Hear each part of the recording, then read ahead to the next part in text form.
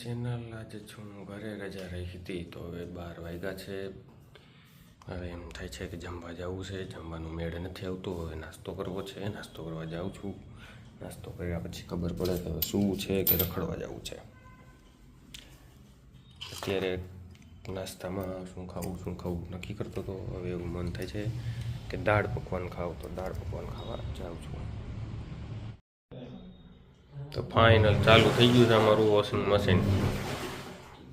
હવે ઉપાધિ નથી.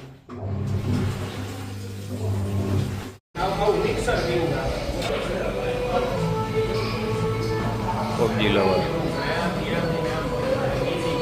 ફૂલ સ્પીડમાં પબજી હાલો.